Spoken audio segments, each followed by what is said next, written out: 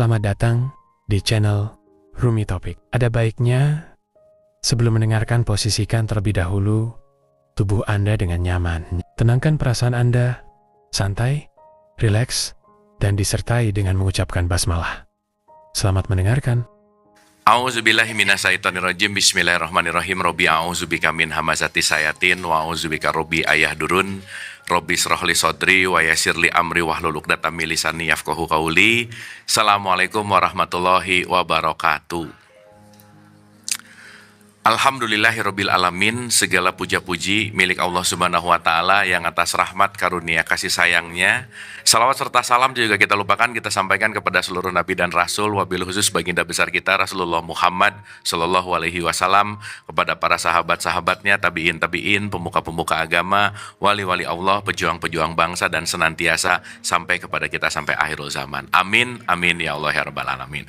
Sebelum kita mulai, seperti biasa, mangga Ibu, kita hening dulu sejenak, kita doa dulu bentar, kita khususon berdoa untuk ibu bapak kita pastinya, karena tanpa ibu bapak kita nggak mungkin ada di sini. Ibu bapak kita sababiah kita hadir, kita doakan.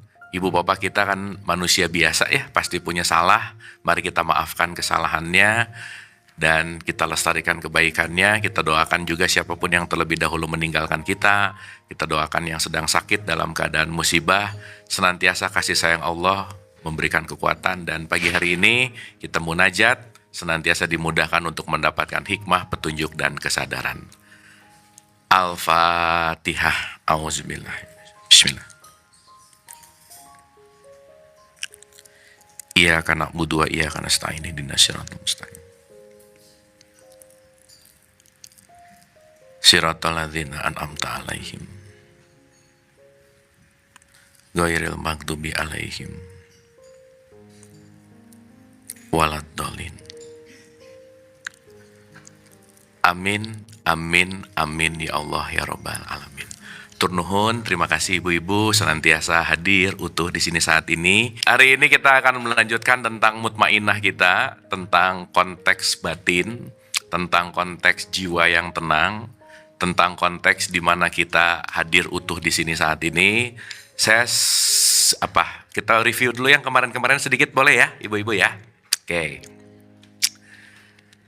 Kalau kita bicara dalam konteks ya, harapannya ibu-ibu di sini kalau udah dengar kata innalillahi wa inna ilaihi rajiun udah bukan ngomongin mati ya, bukan ya? Bukan. Karena innalillahi wa inna ilaihi rajiun semua datang dari Allah dan akan kembali kepada ketetapannya. Semua sistem miliknya dia, semua aturan miliknya dia, semua hukum miliknya dia, dan gak akan ada yang bisa melawan hukum itu gitu. Jadi orang yang ilaihi roji'un itu kembali kepada hukum-hukum Allah. Nah sekarang pertanyaannya begini Bu, kalau kita mau ilaihi roji'un, mau kembali ke Allah, nunggu mati gak kira-kira? Kan kalau pemikiran konvensional, hidup, mati, pulang gitu gak kira-kira? Nunggu mati dulu, husnul khotimah gitu kira-kira. Sekarang saya tanya, ibu-ibu pengen husnul khotimahnya sekarang atau nanti? Hah? Ayo. Ibu pernah dengar kata almarhum nggak? Pernah dengar? Almarhum itu artinya yang dirahmati. Iya. Almarhumah perempuan. Sekarang saya tanya, mau dirahmatinya nanti atau sekarang? Gitu. Iya, maksud saya, nih, hal yang membuat kita tidak bahagia karena kita tertipu oleh waktu, Bu. Kita ketipu habis-habisan sama nanti. Kita ketipu habis-habisan sama kemarin. Hari ini orang hidup di masa depan pasti nggak happy, nggak tenang. Hari ini hidup di masa lalu pasti nggak happy, pasti nggak tenang. Betul nggak? Sekarang saya tanya, ibu-ibu mau sekarang atau nanti? Jawabannya sekarang atau nanti. Nanti itu kapan? Gak ada. Gak ada. Nanti itu sebuah konsep. Nanti itu sebuah sesuatu yang dianggap ada, padahal belum pernah ada. Makanya orang ketika bilang, udah deh semoga nanti akan lebih baik. Gak akan aja Bu, gak akan. Karena dia berharap nanti lebih baik, apalagi nanti otomatis gitu. Makanya ketika kita bicara, contoh nih ya, kalau ada perspektif dunia dan akhirat misalnya. Nggak apa-apa lah di dunia ini kayak gini, yang penting nanti di akhirat. Padahal akhirat itu adalah hasil. Dunia itu tempat Jadi sekarang saya tanya, yang lebih penting dalam konteks primer, itu dunianya atau akhiratnya? Iya, karena kalau kita nanam di sini bagus, akhiratnya pasti oke. Jadi nggak bisa, nggak apa-apa lah di dunia kere, nanti di akhirat baik. Nggak bisa lebih kere, Bu, pusing. Quote and quote ya. Karena seakan-akan orang banyak menganggap keajaiban akan terjadi nanti akan lebih baik. Nggak bisa. Karena nanti tergantung kita sekarang. Oke, Bu? Sampai sini clear ya? Oke. Maka hari ini kita akan sedikit masuk ke ilusi waktu. Hari ini kita akan berbicara tentang konteks kesadaran dalam wilayah kenapa batin kita tuh jarang tenang gitu. Kenapa jiwanya tuh gundah gulana terus gitu. Yang akhirnya maaf nih ya, sholatnya rajin, puasanya rajin, tapi anxiety, Bu. Ibadahnya kayak rajin, tapi hidupnya kayak nggak happy gitu. Yang akhirnya, maaf banget, nggak relate antara ritual harian sama hidup yang dijalani gitu. Dan nanti kita ngerti sih, disadari atau tidak, rata-rata, apalagi di masyarakat kita, orang menjalankan ritual agama tuh bukan karena kehendaknya, kebutuhannya, tapi gara-gara takut, Bu. Nomor satu takut, yang kedua nggak enak sama orang lain gitu kira-kira. Jadi harus. Berarti ngerjainnya tanpa ngerti, abis itu yang paling bahaya, rese banget sama keyakinan orang gitu. Ribut banget sama keyakinan orang. Dia yang nggak Jumatan yang pusing gue gitu. Nggak Jumatan nanti masuk neraka, urusan dia lah gitu. Betul nggak? Jadi ya itu tadi tuh, nanti kita ngerti sih, ternyata memang kita melatih diri kita tuh nggak happy gitu tiap hari, jangan-jangan. Itu satu. Yang kedua, jangan lupa setiap tindakan kita lagi melatih orang lain untuk orang lain itu memperlakukan aku. Contoh, kalau tiap hari mukanya cemberut, jangan harap ketemu orang yang senyum-senyum lah, nggak mungkin. Betul nggak? Karena saat kita cemberut, kita lagi ngelatih sekeliling kita untuk cemberut. Karena kalau kita marah-marah, kita lagi ngelatih sekeliling kita untuk marah-marah. Jadi orang melakukan apapun ke kita, jangan-jangan kita yang melatih dia untuk seperti itu. Betul nggak? Terus akhirnya komplain, kamu sih, nggak bisa. Nggak bisa, nggak ada urusan. Jadi, Bu, maaf ya, semakin kita sibuk sama eksternal, semakin lingkungan luar jauh lebih sibuk daripada lingkungan dalam, itu nggak mungkin batinnya tenang aja udah. Nggak mungkin. Contoh lagi, Bu, maaf ya, bagus menurut kita, belum tentu cocok sama orang lain, belum tentu, Bu. Jadi nggak usah maksa-maksain, ini bagus loh, dikirim linknya. Ini ada bagus, dikirim linknya. Padahal belum tentu menurut mereka bagus sesuai dengan apa keinginan kita gitu. Betul nggak? Oke, Bu? Sip ya? Nah, nanti keseluruhan ini, kalau dalam pakai bahasa Quran, itu ada kalimat, lakum dinukum waliyadin. Apa yang nyaman untukku, apa yang nyaman untukmu, untukmu. Nggak usah rese sama kenyamanan orang lain. Oke? Sip ya? Nah ini kadang-kadang orang religius ngerasa paling benar pengen ngerubah orang gitu loh, Bu. Orang nggak pengen dinasihati, diceramahin sama dia. Ujungnya awalnya apa? Sekedar mengingatkan. Pret banget ya, nyebelin. Orang lagi nggak pengen diingetin kok gitu. Betul? Jadi intinya, makin kita sibuk dengan faktor eksternal, makin kita akan berkecamuk sama faktor di dalam dirinya. Nah, yuk. Sekarang kita masuk ke sini, Bu. Berarti kalau ngomongin innalillahi wa inna ilaihi rojiun, semua akan kembali kepada Allah. Yang Allah hadirkan ke dalam hidup kita apa sih, Bu? Apa yang Allah hadirkan dalam hidup kita setiap saat? Kita akan dihadapkan apa nih? Oke, pasti. Cobaan, oke. Apalagi? Satu, Bu. Setiap detik kita akan menerima peristiwa hidup. Situasi hidup. Betul?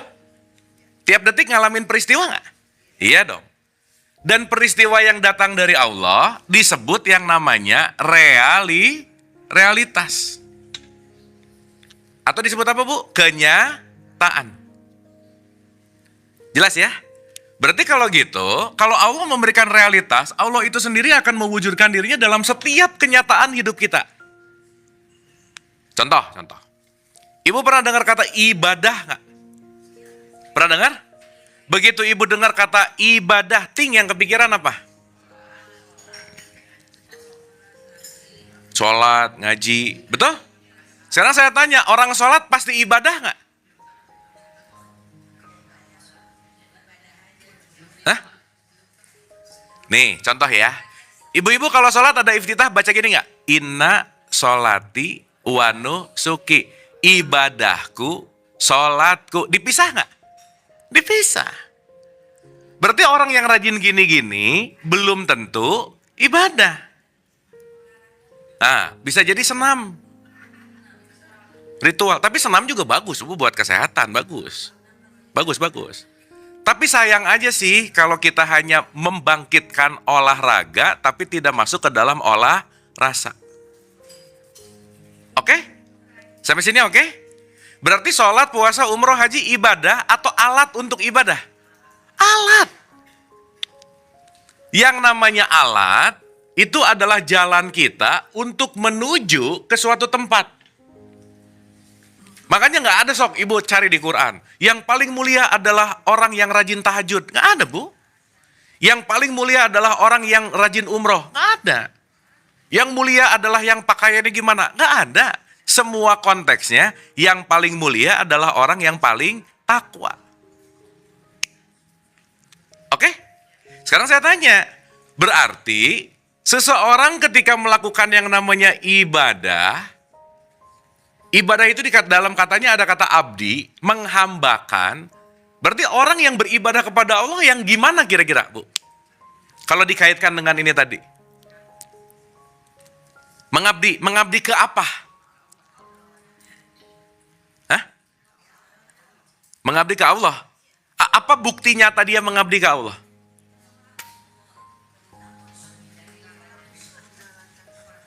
Menjalankan perintah, menjalankan perintah dan larangannya bentuknya apa? Sholat misalnya. Di satu sisi ada kalimat gini, celakalah orang yang sholat. Fawailul lil. Jadi sholat pasti ibadah nggak? Belum tentu. Jadi maksudnya apa? Menjalani apa? Diam gini ini ibu-ibu. Kan kalau di surat 51 ayat 56, wa ma khalaqtul jinna wal insa illa liya'budun. Tidak diciptakan jin dan manusia hanya untuk beribadah. Betul nggak? Oke. Sekarang saya tanya, ada orang ke masjid, Allahu Akbar, dia lagi ibadah nggak? Belum tentu. Karena dia lagi menjalankan alat untuk beribadah. Oke? Jadi orang yang beribadah itu yang gimana, Bu?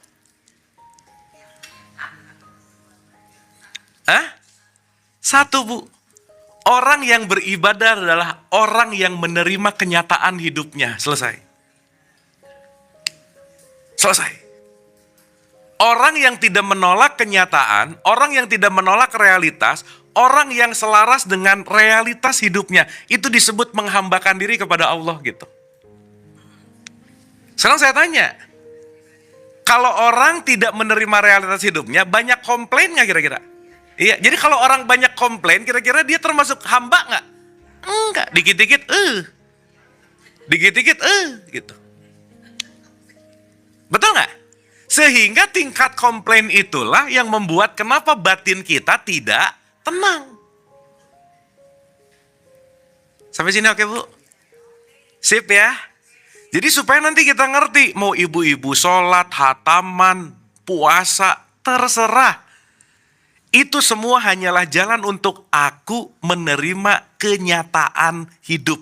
Titik.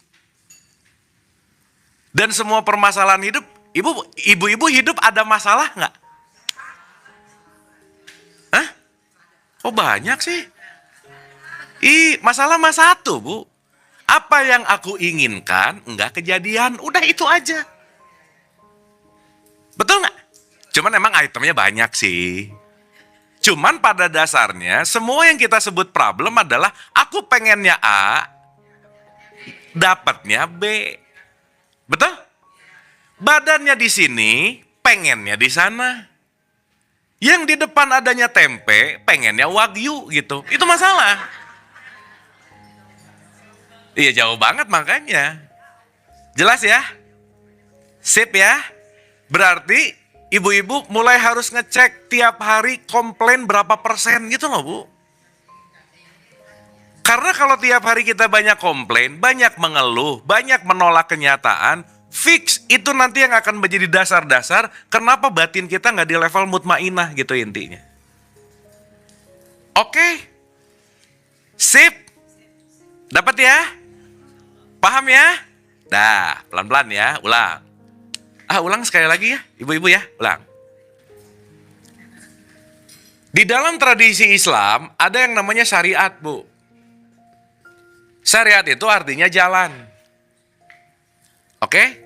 Semua syariat tujuan utamanya untuk memakrifatkan diri, menyatukan diri kita dengan Allah, salah satunya apa? Menerima kenyataan.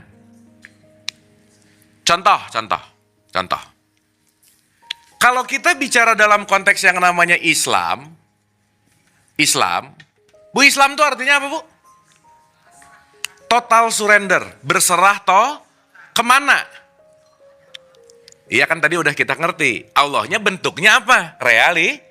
Jadi orang yang Islam adalah orang yang menyerahkan dirinya kepada realitas, that's it.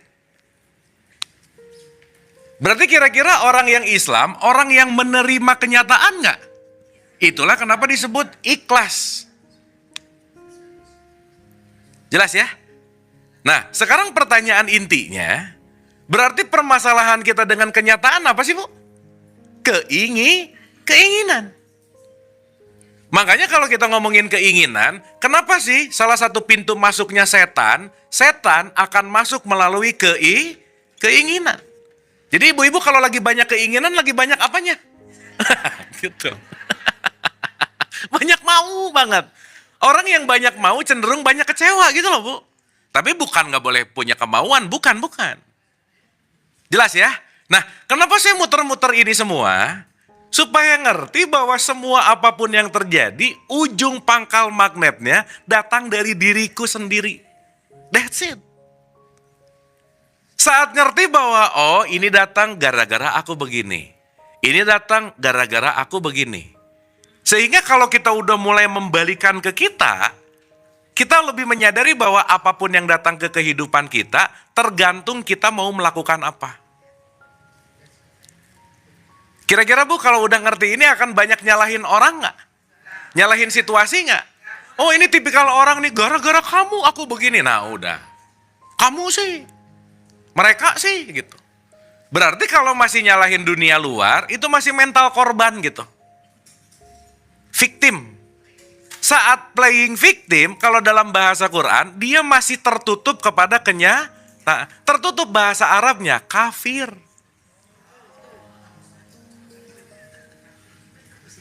Paham ya? Jadi kafir tuh gak ada urusan sama orang beda agama, orang gimana, gak ada Bu.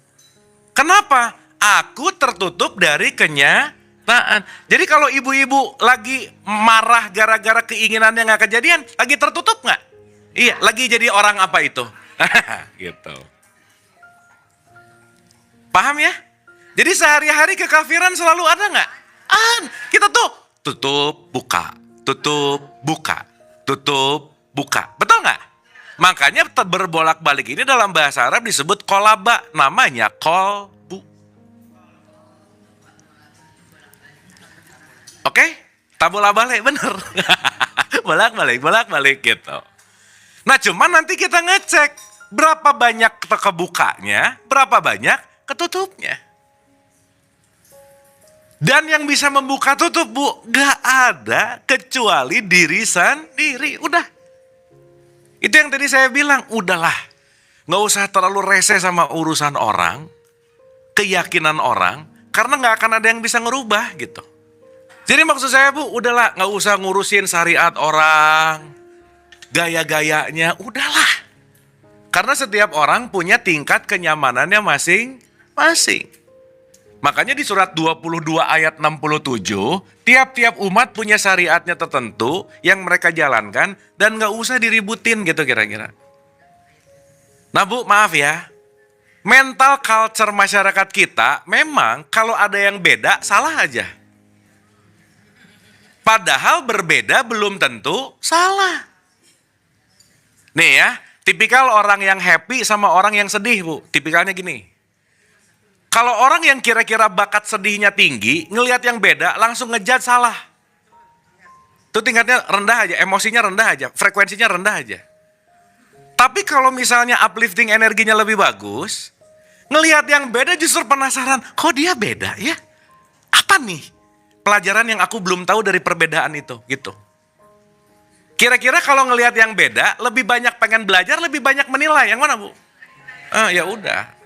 Nah ya, kalau banyak menilai namanya kafir Bu. Tertutup dari perbedaan. Maka di 49 ayat 13 disebut, aku ciptakan berbangsa-bangsa dan bersuku-suku, berbeda-beda untuk saling kenal, mengenal. Jelas ya? 49 ayat 13. Paham ibu-ibu? Dapat ya? Jadi menjadi Islam adalah menjadi menerima kenyataan. That's it. Makanya kalau di Quran ada kata-kata inna dina indallahil Islam. Itu bukan ngomongin KTP, Bu, bukan. Kamu nerima kenyataan atau tidak gitu. Sip ya? Nah, saat kita sulit menerima kenyataan, tidak bisa melihat seapa adanya, berarti lebih banyak melihat seapa akunya. Paham? Berarti kalau melihat seapa akunya, yang di luar tergantung penilaian diri sendiri nggak kira-kira? Iya, berarti tidak melihat seapa adanya. Makanya ada satu doa Nabi Muhammad yang super keren banget Bu. Dalam bahasa Arabnya gini, Allahumma arini al-ahsya'a kama hiya. Even Nabi Muhammad aja masih berdoa, ya Allah ya Robbana, berikanlah kekuatan kepadaku untuk melihat seapa adanya. Untuk melihat apa Bu? Berarti kalau melihat seapa adanya, di situ menilai langsung nggak kira-kira? Enggak. Namanya nanti kita ngerti, kenapa sebelum sholat ada syahadat. Itu nanti kita sebut sebagai bersaksi gitu. Oke? Paham? Bisa dimengerti? Jadi sekarang pertanyaannya, untuk membuat batin lebih tenang, apa yang perlu dilakukan Bu? Belajar melihat seapa adanya. Jangan rese, udah gitu aja Bu. Nah, begitu beda dikit, gemes pengen, udah diem dulu, udah. Begitu, diem dulu. Kenapa? Lah, beda gitu. Jelas ya?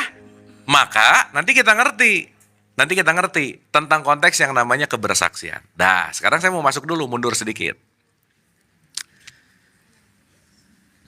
Oke, saya kasih contoh ya, ibu-ibu ya. Saya kasih contoh. Bu, kita agak dalam dikit, boleh ya? Boleh nggak ini? Sip. Oke, dalam dikit nih. 1. Ingat bagian paling luar diri kita, namanya jasad. Apa Bu? Ini namanya tubuh. Yang tertampak sangat mudah untuk dilihat oleh panca indera kita. Disebut jasad. Pertanyaan. Si jasad ini wadah dari yang namanya isi, berarti jasad ini refleksi dari isi bukan? Contoh. Kalau ini layar ini hanya merefleksi datang dari sebuah yang namanya proyektor, betul? Berarti si layar ini sebenarnya ada filmnya nggak? Nggak ada, tapi ditembak proyektor. Sampai sini oke? Berarti si jasad ini adalah layar bagi apa? Bagi jiwa. Setuju? Oke? Oke, pantulan. Jadi Bu, kalau saya cuma punya spidol, saya hanya bisa memberikan apa? Kalau saya cuman punya spidol, saya bisa ngasih apa sama orang lain? Spidol. Kan cuman punya spidol. Betul? Oke. Kalau saya cuman punya korek, bisa ngasih apa sama orang? Oke. Kalau saya cuman punya dompet, bisa ngasih apa? Duit. Ya, emang ibu-ibu cepat ke situnya ya, bagus ya, bagus. Paham ya? Berarti seseorang hanya akan bisa memberikan sesuatu yang ada pada dirinya, betul nggak? Jadi Bu, kalau ada orang kerjaannya marah mulu, emang itu yang dia punya. Kalau orang ngebenci mulu, emang itu yang dia punya. Kalau orang julid mulu, emang itu yang dia punya. Jadi nggak usah kebawa-bawa jadi gimana-gimana. Sadarilah yang dilakukan sama orang lain pasti yang dimiliki oleh jiwanya. Selesai. Jelas Bu? Oke? Jadi ibu-ibu kalau ketemu orang nyebelin, nggak usah gimana-gimana. Emang nyebelin itu yang dia punya. Paham Bu? Contoh. Ibu-ibu, hatinya bisa disakiti sama orang lain nggak? Ih, tadi oke katanya. Hah? Kita sakit hati, kita bete, kita kecewa, yang menentukan siapa? Jadi orang lain bisa nggak bikin kita kecewa? Oh, tadi bisa, sekarang nggak, gimana? Nggak bisa tuh Bu. Gak bisa. Semuanya adalah pilihan. Kita sendiri. Betul gak? Coba kalau kita ngerti, begitu ada orang nyebelin, oh emang itu yang dia punya, beres. Betul gak? Tidak ada yang bisa mengganggu kedamaian diri kita, kecuali kita yang membuat diri kita gak damai. Betul? Bisa dimengerti? Paham ya? Nah, sekarang saya tanya, kita mau happy, mau nggak happy, mau marah, mau kesel, tergantung jasadnya, tergantung jiwanya. Karena ini adalah proyektornya di sini. Ini layarnya di sini.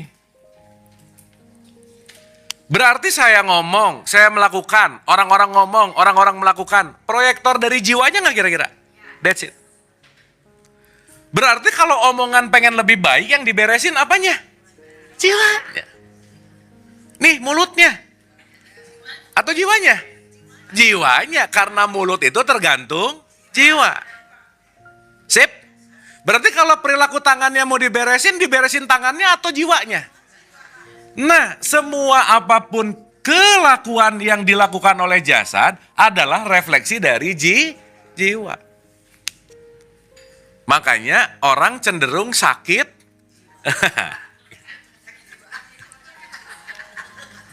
Iya Bu. Ibu ingat waktu pertemuan 3 yang lalu? Salah satu yang membuat kita tetap happy, ingat aja Bu. Bumi ini rumah sakit jiwa besar. Semua orangnya sakit, nah udah. Selesai. Jadi ibu kalau ada ketemu orang nyebelin, oh sesama pasien rawat jalan, udah beres. Dia sakit, aku juga sakit. Kadarnya aja yang beda. Oke Bu? Sip. Nah sekarang kita lihat ke perspektif Quran. Dalam satu perspektif Sufism ada kata-kata, man arofah nafsa, fakot arofah robah. Kalau kamu kenal jiwamu, kamu akan selaras dengan Tuhan gitu. Jelas ya? Kalau kita kenal dan paham jiwa kita, kita pasti akan selaras dengan keinginan-keinginan, peristiwa-peristiwa, realitas-realitas kehidupan. Berarti jiwa kita dengan kenyataan ada korelasi nggak? Pasti. Kenapa? Karena jiwa membentuk ego yang selalu mau melawan kenyataan. Jelas Bu? Sip? Paham ya? Nah sekarang saya tanya, waktu ibu-ibu sholat, kira-kira melakukan kegiatan jasad atau jiwa? Oh yang benar. Rata-rata nih kalau lagi sholat, ngurusin gerakan atau ngurusin jiwanya?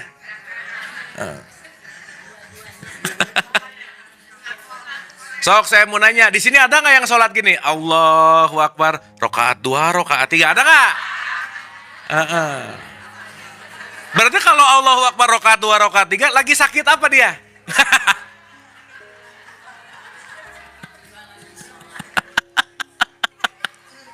Iya, bener nggak? Iya, berarti sholatnya bukan ngeberesin jiwa tapi sibuk di wilayah jasad. Sholatnya salah gimana maksudnya Bu? Ya kan balik lagi, ucapan apa dan lain-lain wilayahnya dalam syariat. Gitu. Ya tapi kan kita belajar Bu. Bu maaf ya, maaf nih. Maaf banget nih. Kita disuruh sholat, disuruh ada Al-Fatihah nggak kira-kira? Iya. Al-Fatihah itu kan bukan hanya membunyikan Al-Fatihah, tapi merasakan. Merasuk gitu loh Bu. Orang yang ber-Al-Fatihah beda sama orang yang membacakan Al-Fatihah. Contoh. Ibu-ibu lebih sering berdoa atau baca doa?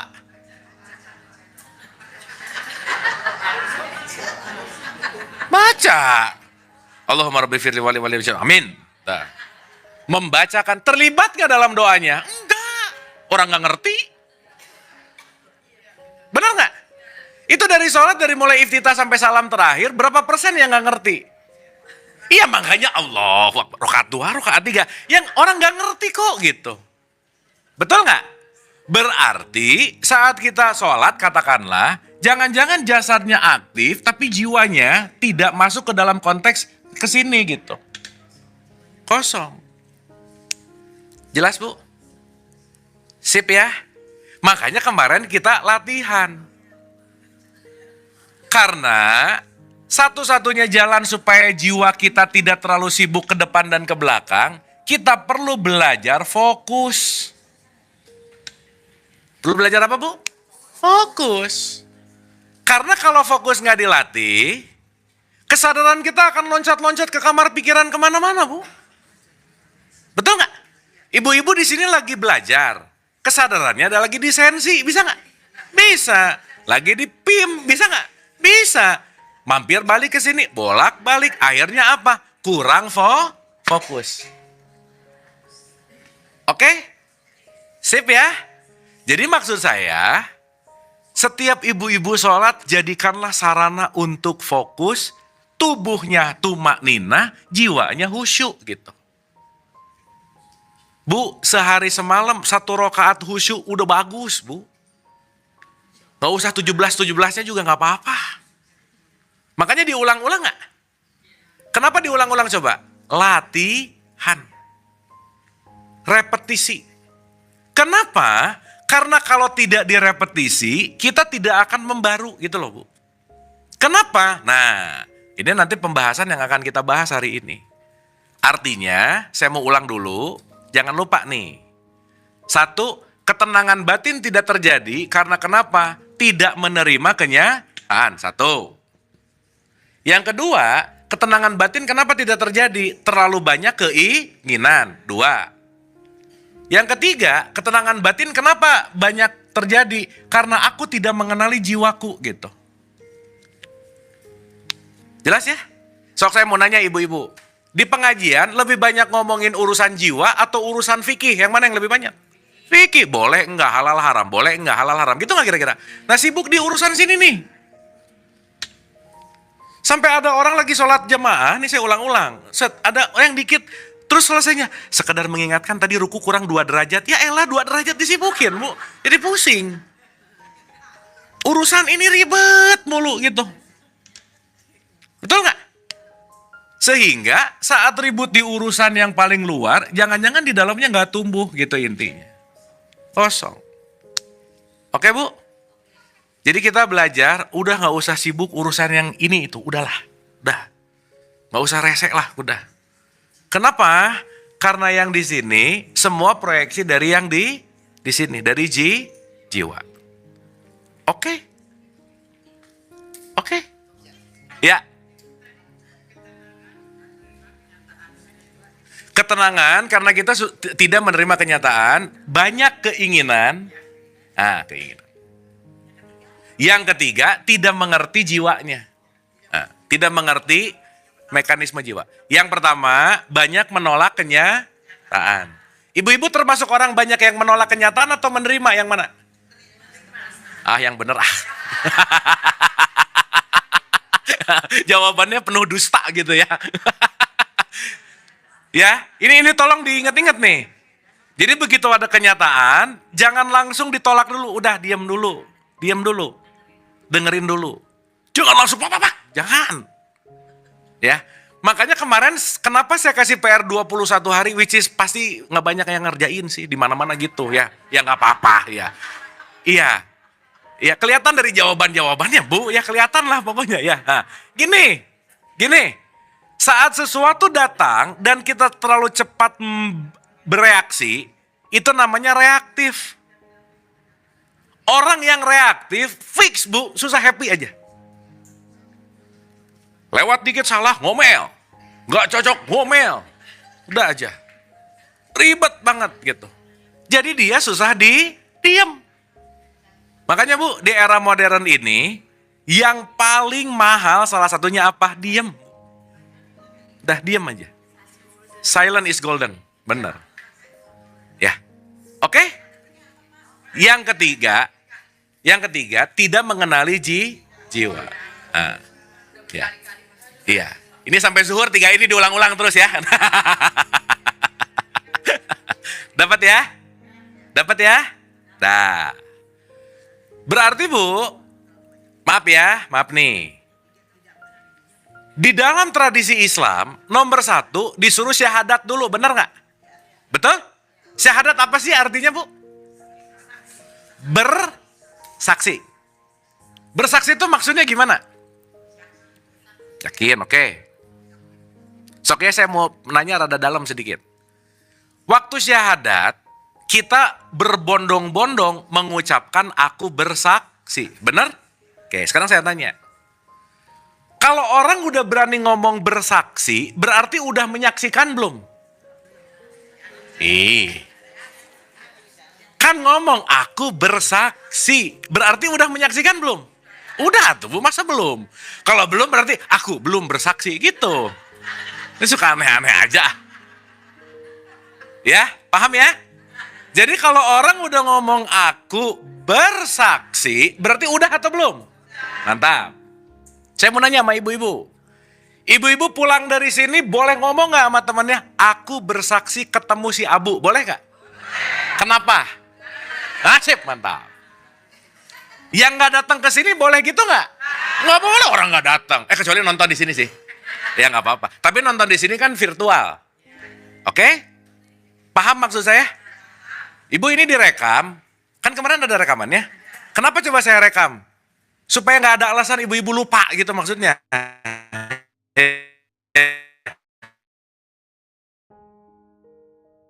Kalau orang bersaksi, udah menyaksikan atau belum? Nah, ibu ketemu saya, bisa ngomong ke temannya, tadi ketemu si Abu, betul? Sip, sekarang saya tanya. Waktu syahadat, ngomong bersaksi gak? Aku bersaksi. Tidak ada ilah Tuhan selain Allah. Ketemu gak?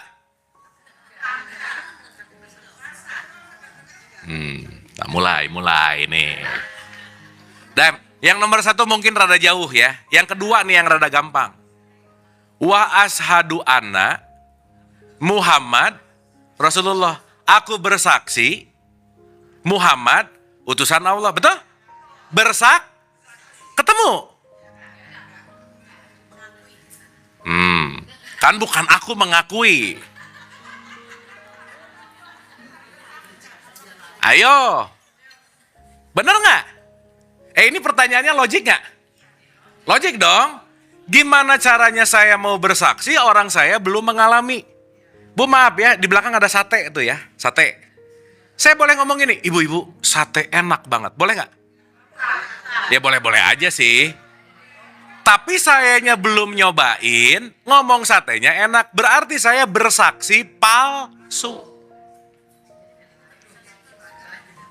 Bener? Bener nggak ini? Oke. Orang kalau datang ke pengadilan menjadi saksi harus ngelihat langsung kejadian nggak? Hakim nanya, wahai saksi, apakah kamu melihat kejadiannya? Tidak, yang mulia. Berarti saksi apa? Palsu. Tapi dia ngomong, katanya sih yang mulia. Lah udah, nggak laku. Di pengadilan ini katanya nggak berlaku gitu. Betul? Sok, saya mau nanya lagi. Ibu-ibu waktu syahadat ngomong gimana bu yang keduanya? Aku bersaksi bahwa Muhammad utusan.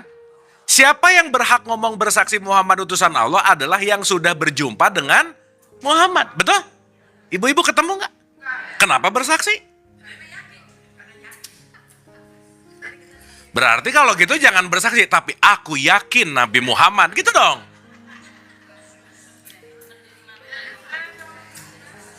Ayo, gimana?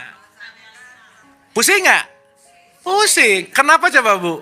Kita cepat-cepat disuruh sholat, syahadatnya belum oke. Itu aja. Kan orang sekarang merasa Islam gara-gara lahir di rahim Islam, bener nggak? Ngerasa udah syahadat, betul nggak? Udah syahadat, skip langsung sholat gitu. Padahal bu, konteks inti dari tradisi Islam nomor 1, gimana mau sholat sampai nomor 5 kalau bersaksinya belum beres gitu maksudnya. Nah, sekarang pertanyaan jadi gimana kan?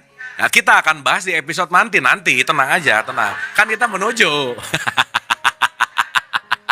Udah. Bu, ini aja nggak ngerti, apalagi nanti itu tenang, ini dulu.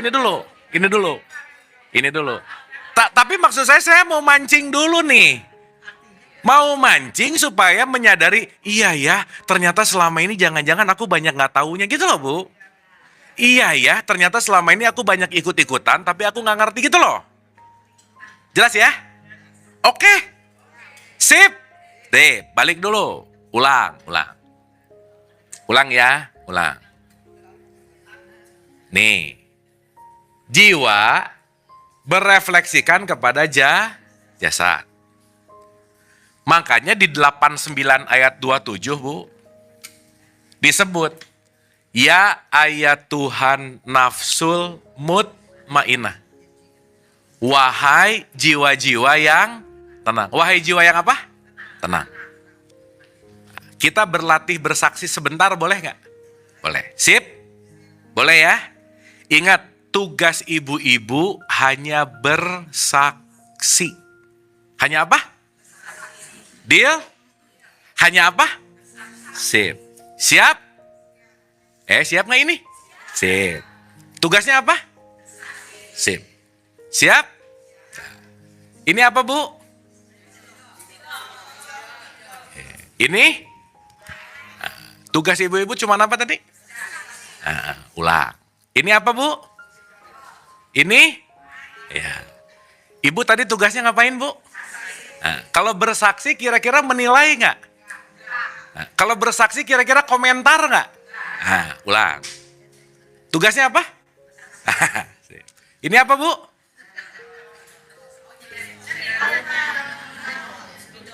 Ini apa? Oke, kalau gitu bu, sebelum bersaksi kejauhan ya, kita mundur dulu dikit. Ibu boleh nggak jadi anak-anak lagi, boleh nggak? Jadi anak-anak lagi. Anggap ibu-ibu baru brojol, baru lahir. Oke? Sip ya, anggap kita baru lahir semuanya. Deal? Deal. Karena waktu anak-anak, nggak ada anak-anak yang nggak bahagia, nggak ada bu. Ya, kenapa? Karena keinginannya nggak banyak gitu kira-kira. Ya, latihan dulu, latihan. Ibu jadi anak. Sip? Sip. Ini apa bu? Kan anak-anak belum tahu spidol, nggak tahu. Gitu atuh bu, nggak tahu gitu. Kan anak-anak baru brojol. Ya, ulang.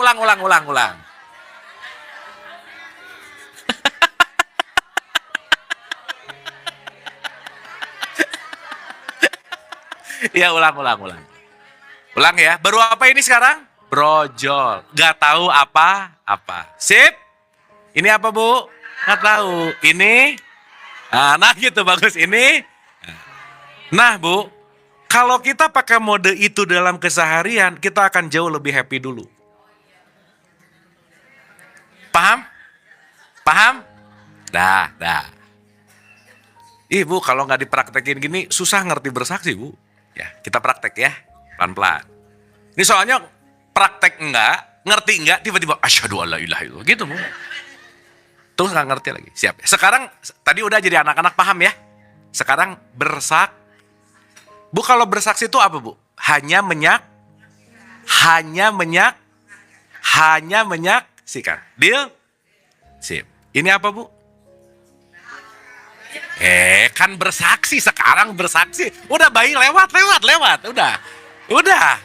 Ini jangan kelamaan pengen jadi bayi, Bu. Udah jangan. Bu, tapi sampai sini dapat sesuatu nggak? Mantap ya. Poinnya itu, Bu. Bu, ingat ya. Boleh ya, nggak apa-apa ya. Ini kalau saya mau cepetin 5-10 menit lagi beres semua materi, mah gampang, Bu. Udah saya tinggal ngomong amarah, lawamah, mulhamah, nanti level ini, udah ibu hafal, selesai. Tapi itu hanya transfer knowledge. Betul nggak? Nah, PR kita, saya bukan mau transfer knowledge, tapi transfer rasa gitu loh, Bu. Supaya pulang dari sini ada yang dikontemplasikan gitu. Oke? Supaya pengajiannya tuh berbekas gitu, Bu. Jangan pulang lupa, bulan depan lupa. Jangan. Supaya ada sesuatu yang diaplikasikan. Deal? Oke, ulang. Bayi lewat, udah jangan dipikirin bayi, Bu, udah. Lewat, udah. Nah, udah, sekarang mah udah nggak bayi lagi, udah. Nah. Udah nenek-nenek.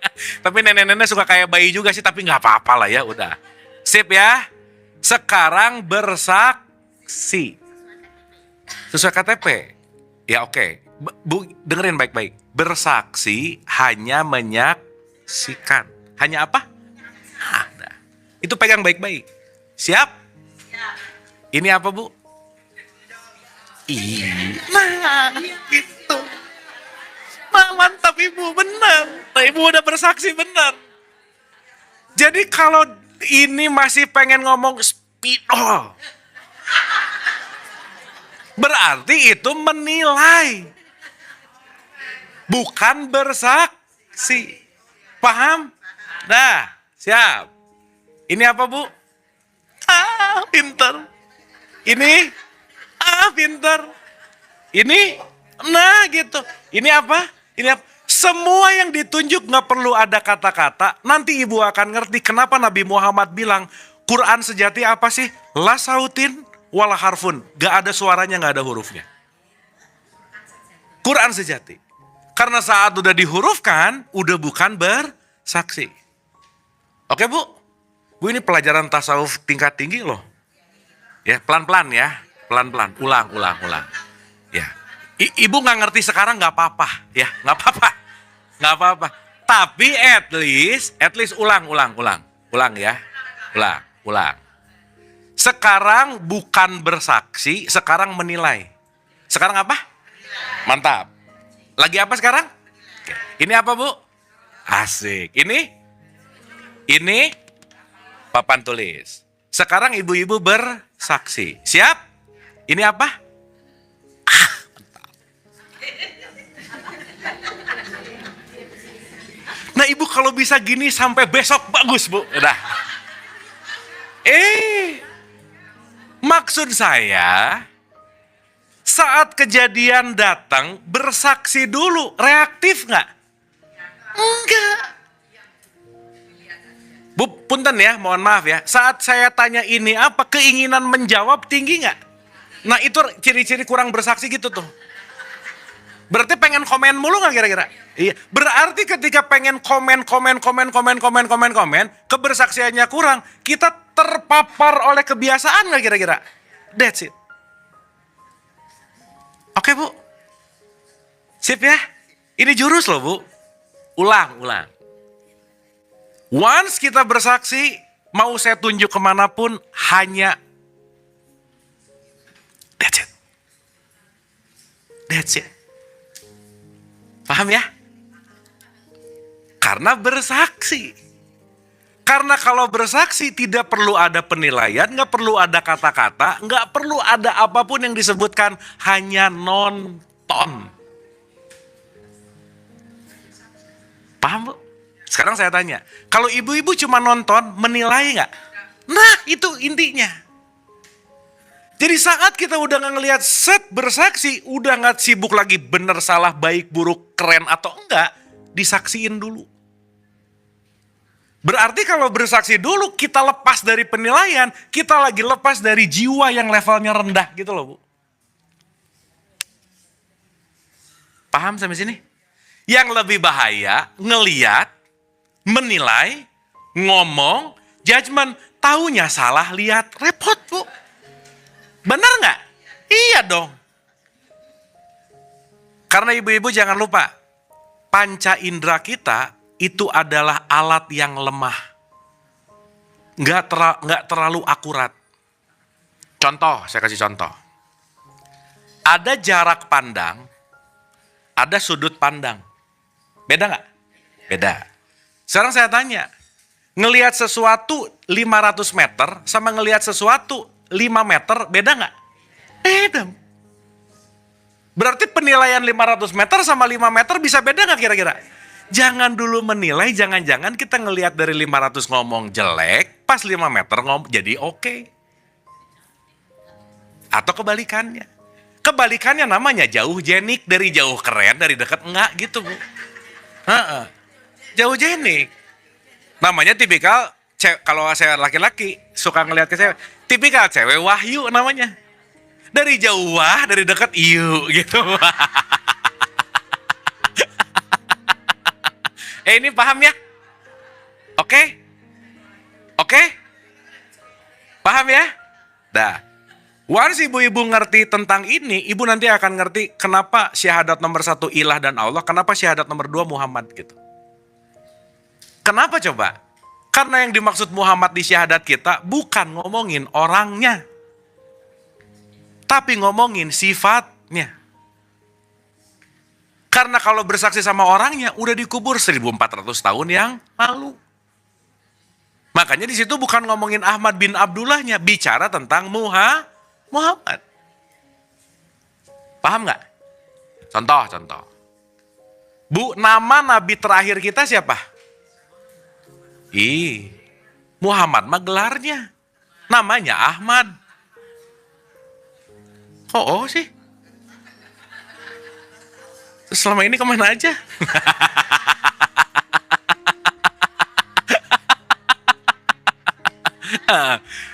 Berarti selama ini bersaksi palsu nggak kira-kira? Nah, gimana Ibu? Ya. Ya.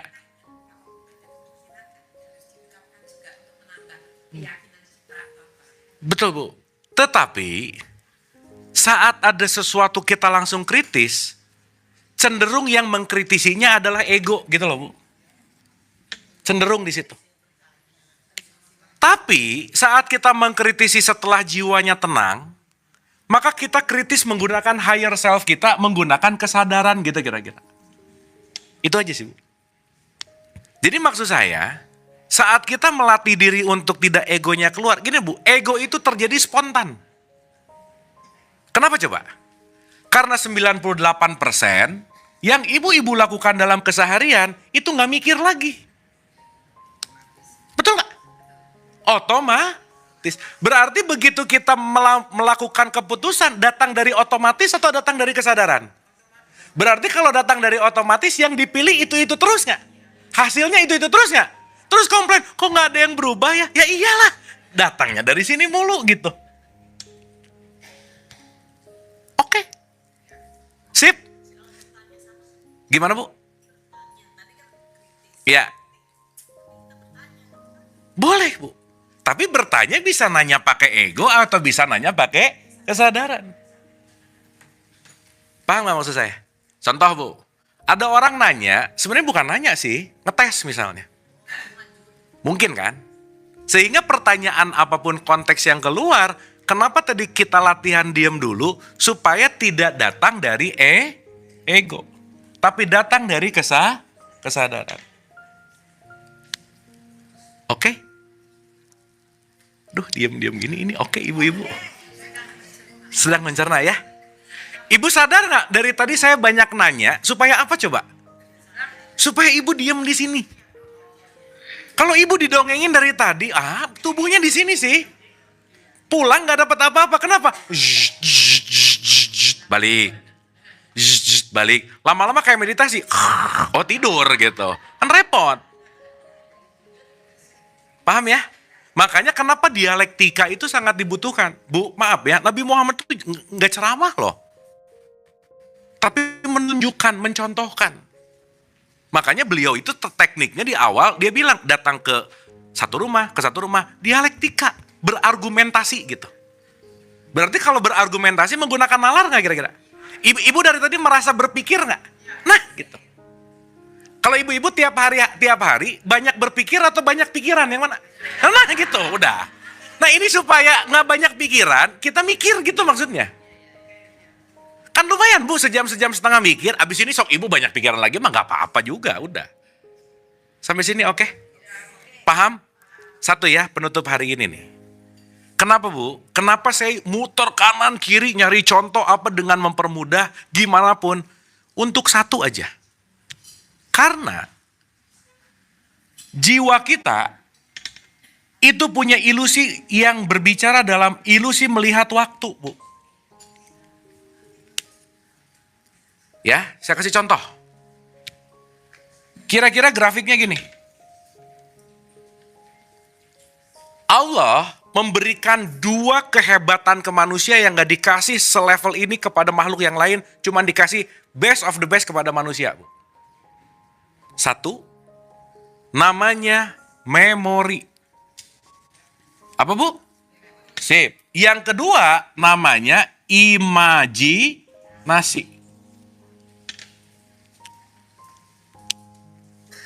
Imajinasi itu di dalamnya ada jin. Ingat, jin itu artinya kecerdasan. Oke? Jangan aneh-aneh nih, jin hantu apa? Bukan. Bukan. Ya, sip ya. Makanya orang pintar disebut jinius. Orang gila disebut majinun. Dekat-dekat. Makanya pintar belum tentu berakhlak baik, betul nggak? Yes. Makanya hati-hati sama kepintaran. Anyway, nanti kita bahas lebih dalam. Nah, Bu, satu kita dikasih apa sama Allah? Memori dan apa? Sekarang saya tanya, waktu kita ke memori, kita lagi ke masa lalu, namanya past. Waktu kita ke imajinasi, kita lagi ke masa depan, namanya future. Oke? Ibu suka sakit hati, bad mood, suka nggak? Kenapa coba? Karena ibu lagi main ke masa lalu, that's it. Kita hanya disiksa oleh memori kita, selesai. Dan kita hanya disiksa oleh imajinasi kita, selesai. Dah. Betul Bu? Sekarang saya tanya, hidup itu di masa depan atau di masa lalu? Ini nih. Nih, now. Makanya saya mau nanya jujur sama ibu-ibu. Ibu-ibu coba rasain dalam hatinya, detik ini ada masalah nggak? Detik ini ada masalah nggak? Nggak ada, Bu. Berarti saat ibu memiliki masalah, ibu lagi kabur dari saat ini. Paham maksud saya? Jadi waktu ibu komplain, pasti lagi ke sini nih. Iya nih gini. Pasti lagi ke memori aja udah. Atau ibu-ibu lagi khawatir, cemas, anxiety, pasti lagi ke sini. Aduh nanti gimana ya? Ini kalau 50 tahun lagi, ya elah masih lama kali Bu, 50 tahun lagi. Paham maksud saya? Coba kita renungin Bu. Tiap hari, pikiran kita gini gak? Gitu gak? Masa depan, masa lalu, masa depan, masa lalu, masa depan, masa lalu. Gitu gak kira-kira? Even ibu-ibu detik ini sekarang lagi belajar, loncat-loncat gak kira-kira? Iya kan wajah-wajahnya kayak merhatiin, manis gitu. Kan gak tahu isinya. Betul gak? Berarti dari tadi diem di sini, diem stay, fokus, banyak atau sedikit? Dikit Bu. Makanya penelitian terakhir, orang bisa stay fokus sekarang itu cuma 8 detik Bu. Lepas dari itu, habis 8, entah pengen lihat handphone lah, entah lihat WhatsApp lah, entah ini, entah itu. Semua distraksi sehingga membuat kita selalu gitu. Paham Bu? Oke? Nah, yang barusan kita latih bersaksi, saat ibu-ibu bersaksi, ibu-ibu lagi ada di sini nih. Vup. Nggak ke depan, nggak ke belakang. Itulah yang disebut titik khusyuk. Khusyuk dalam sholat artinya melatih kita nggak di masa depan, nggak di masa lalu. Paham, Bu? Tapi waktu ibu-ibu sholat lebih banyak di masa depan, di masa lalu nggak? Iya, nggak apa-apa juga sih. Tapi kalau nggak dilatih, sholatnya jadi nggak terlalu dalam tanda petik berguna. Akhirnya apa? Sholat bukan tempat wahana kita untuk hadir utuh gitu. Karena selama ini di alam bawah sadar orang Islam di Indonesia khususnya yang saya teliti, Bu maaf ya ini fakta nih. Saya nanya ke 1.100 orang tentang sholat, Bu. Saya tanya gini, sholat nyaman nggak? Tenang nggak? 83-85% jawabannya, aku sholat karena kepaksa itu. Kenyamanannya nggak dapet di situ. Karena takut, karena kepaksa. Di bawah subconscious mind-nya, itu takut sama dosa gitu kira-kira. Dan sorry to say, ini terjadi pada kolektif masyarakat Islam di Indonesia karena kenapa? Agama masuk pasti lewat awalnya lewat ketakutan gitu kira-kira. Ancaman. Berarti sholat tidak berfungsi sebaik-baiknya untuk menghantarkan kita hadir utuh di sini saat ini. Oke, Bu? Nah, ini kunci, Bu. Terakhir ya. Ibu-ibu, once kita pengen happy ever after, hadirlah di sekarang. Karena sekarang inilah yang kita miliki, nggak bisa kabur dari saat ini, nggak bisa. Dan itu kalau nggak dilatih, nggak bisa aja. Jadi orang yang batinnya tenang adalah orang yang sering mampir ke titik tengah, gitu kira-kira. Begitu ke depan, begitu ke belakang. Satu lagi terakhir.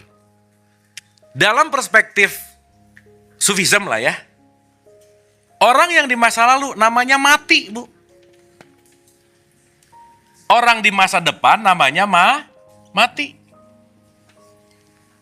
Karena orang yang hidup hanyalah orang yang hadir di sini saat ini.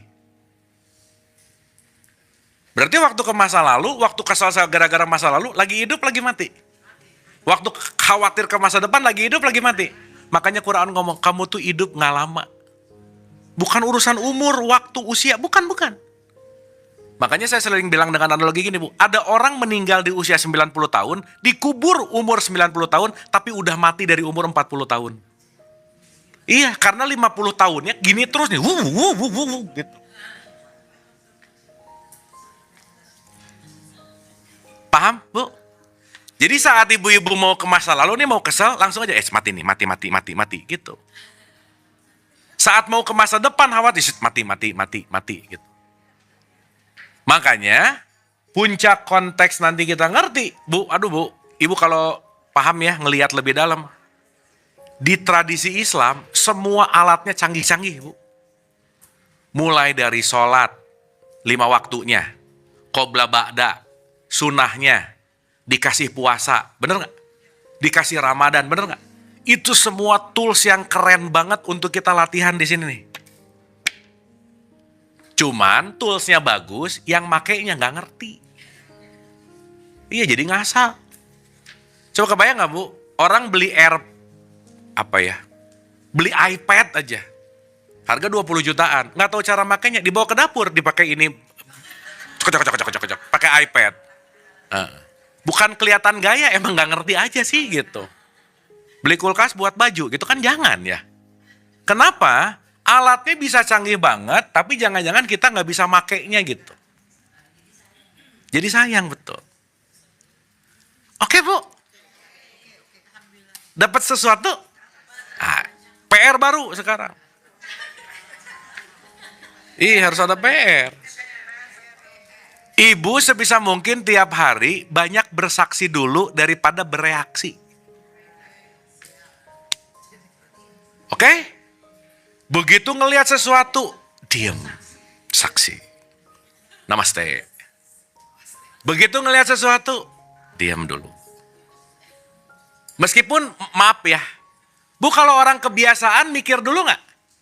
Kalau orang kebiasaan marah dulu untuk menyelesaikan semua masalah, mau apapun marah dulu aja. Berarti ada sesuatu langsung marah nggak? Nah sekarang kalau misalnya kebiasaannya marah, ada sesuatu diam dulu. Meskipun 2 detik abis gitu marah, nggak apa-apa. Yang penting ada 2 detik, itu berharga. Diam dulu. Pokoknya ibu mau komen nih ya, mau komenin orang nih, diam. Jangan-jangan emang nggak perlu komen gitu loh, Bu. Paham? Oke?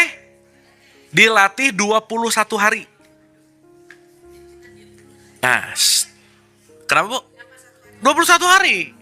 Soalnya kalau latihannya cuma 2 hari, ibu hari ketiga balik lagi ke habitat asli gitu.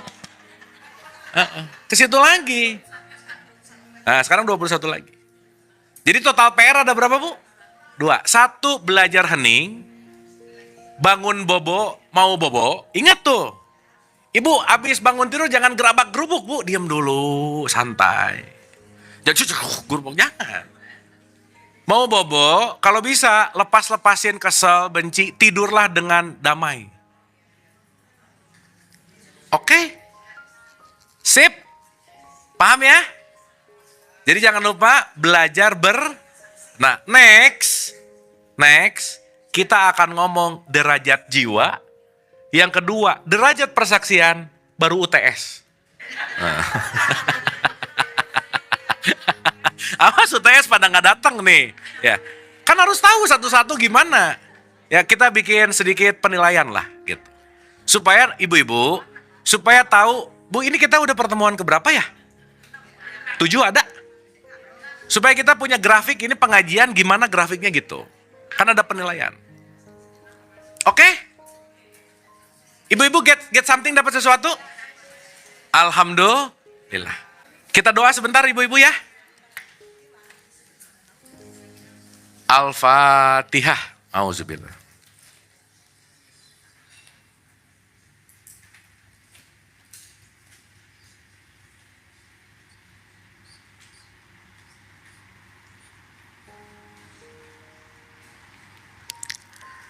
Allahumma rabbik firli wali walidayya warhamhuma kama rabbayani shaghira.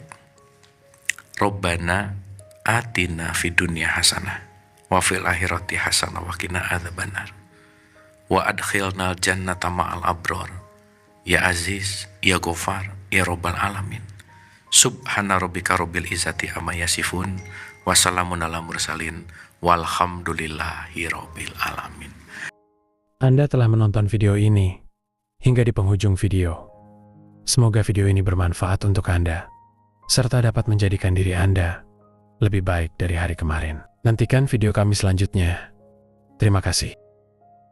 Bismillah. Assalamualaikum warahmatullahi wabarakatuh. Bulannya telah menguasai hati. Apa kalau hakikat cinta ini ada levelnya isinya para penumpang yang isinya antara kemana